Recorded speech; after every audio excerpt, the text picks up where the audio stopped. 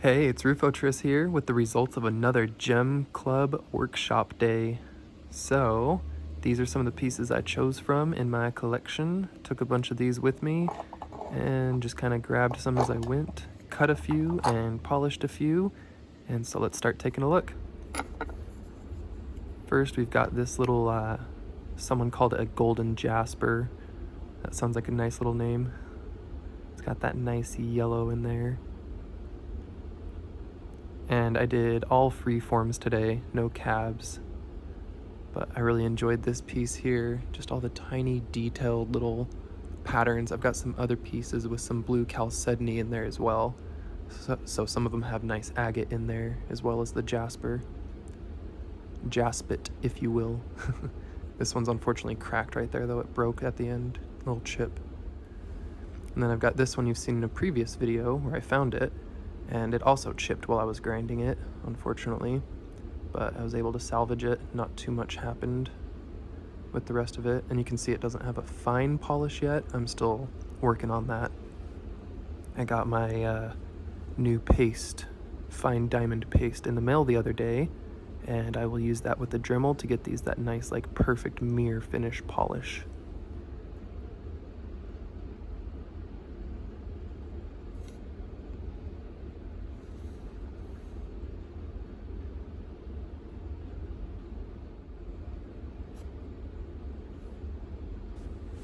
This one was definitely one of my favorites. I mean, look at those bands in there. I couldn't even see most of them when I started this piece. I just thought it looked interesting with one or two noticeable bands in it. And as I started polishing and grinding, each layer that I polished smoother and finer, just more bands became visible with the finer polish. So for sure this one is going to be great when I get at that final polish with the Dremel. And I do like to leave a lot of the raw material on some of the rocks. I just like how it looks, you know? You can see how it looked when I found it versus polished up. Just the contrast between the two. That's why I like the free form style rather than the cabochons, but I also don't make jewelry. Like, actually this one, had I trimmed it down a little more and shaped it better, I guess is close to cabochon style, but it already had a kind of pyramid shape going on there, so I just left the kind of triangle-ness there and then flattened this other side down. And then, I don't know, I wasn't done, so I kept going with the other side and rounded out the back as well and just left one little raw chunk on there. But I really liked this one. It was from the Graveyard Point plume agate trip we took.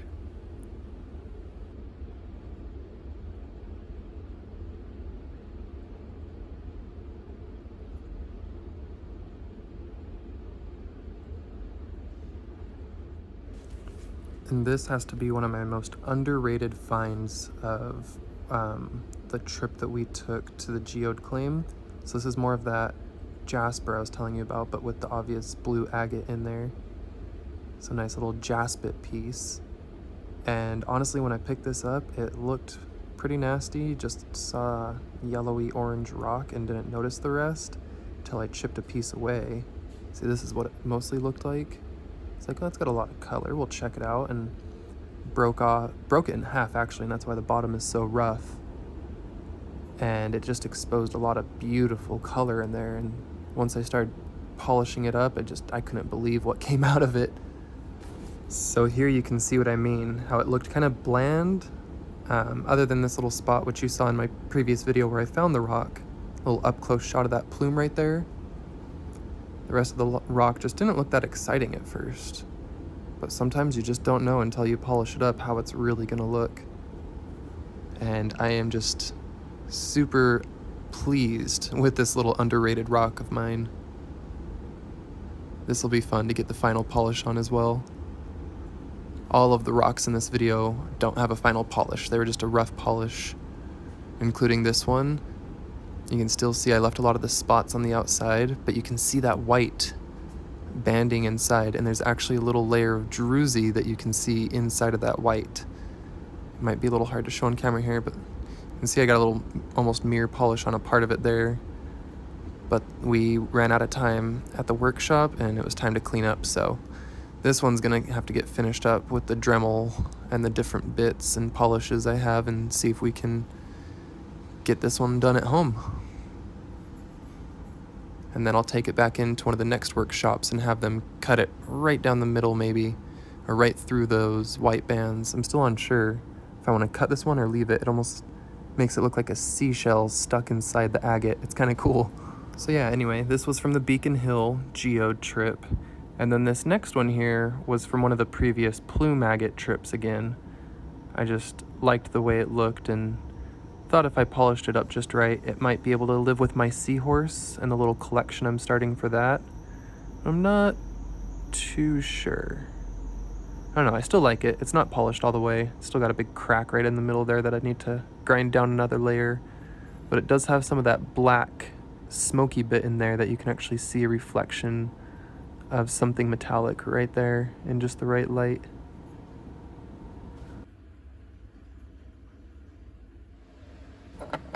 So this is one that I just had cut, and you can see there's the big piece on the bottom there. And I really like how this came out. On the right side there, it almost looks like a tree.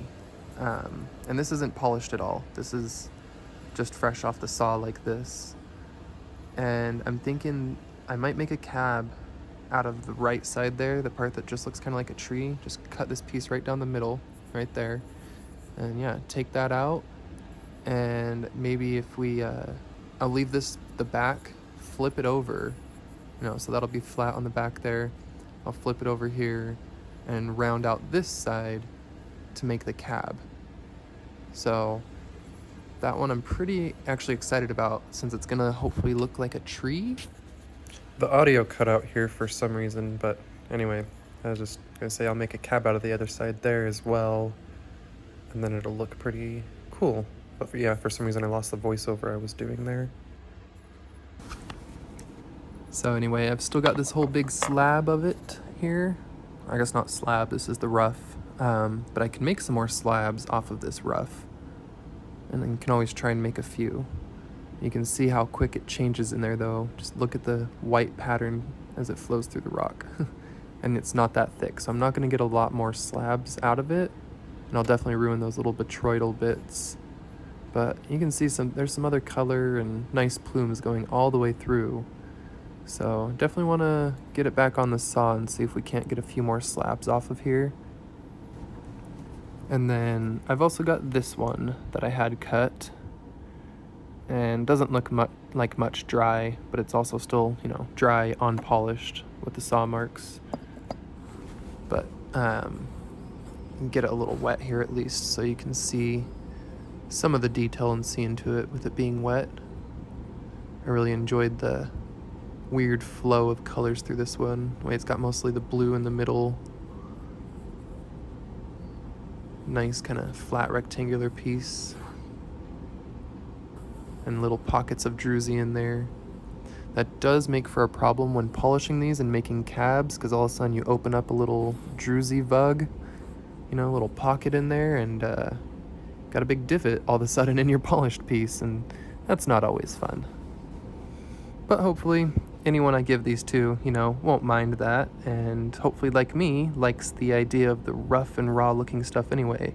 So I kind of like when a druzy pocket pops out of a cab, personally, but I know not everyone likes that. It throws off the nice, even, round reflection and all. And this is just the first trim piece here that, started to make the flat surface and get the slabs going, but it's got some good looking bits in here, so I don't know. I might polish this one just for fun and throw it in one of my mystery rock boxes. So, surprise, that's what the special announcement is. I will be doing these mystery boxes, as you see here, and they will start at $15 for a US flat rate shipping box, because it's about almost $9 for me to ship, or like $8.50. So they'll start at $15, and I will send a little box of rocks your way. They may have agate nodules, such as this from one of my last trips. And any box that you get will have a few different kinds of goodies. It won't just be the plume agates like you see here. There's a random crystal from one of my adventures, some druzys, some agates, and then some little angel wing there, This big chunk of angel wing will go in a box. It's almost like botryoidal angel wing. Very interesting piece here. But anyway, the boxes can go anywhere from $15 and up. You tell me the amount you want to do, the type of rocks and size of rocks you want. We can customize it. It doesn't have to be a total mystery, but any box that is $25 and over will get at least one polished specimen that I did in any of my previous workshop videos, including this one that you watched here today. And if you have a specific one you like, you can definitely request it. If it's still available, I can definitely hook you up.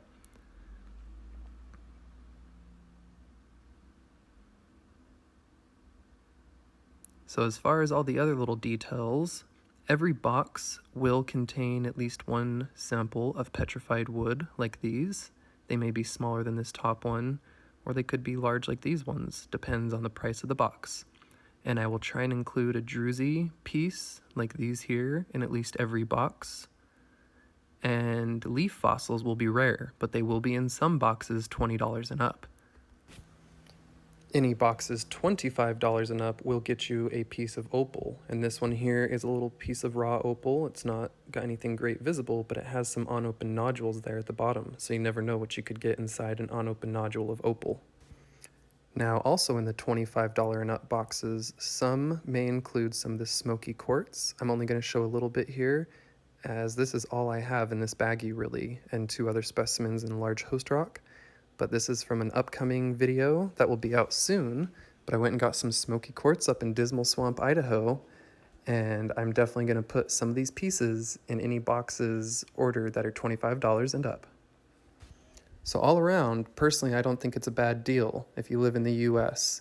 That's 25 bucks and you're going to get a piece of opal, a piece of smoky quartz, a leaf fossil most likely, definitely some petrified wood, and some of that prime plume agate, some possible geode nodules, at least one good druzy piece. So yeah, I mean, how can you pass that up? Unless, of course, you're kind of broke like me, which I understand, and that's why I'm doing this. I would love to share some of my wonderful rocks with y'all, but also help support what I'm doing and make it so I can go out and do more of these adventures to share with y'all. So if you're interested in any of this, contact me through my email in the description below, and we can chat about what you'd like. Thank you for watching, and have a great day.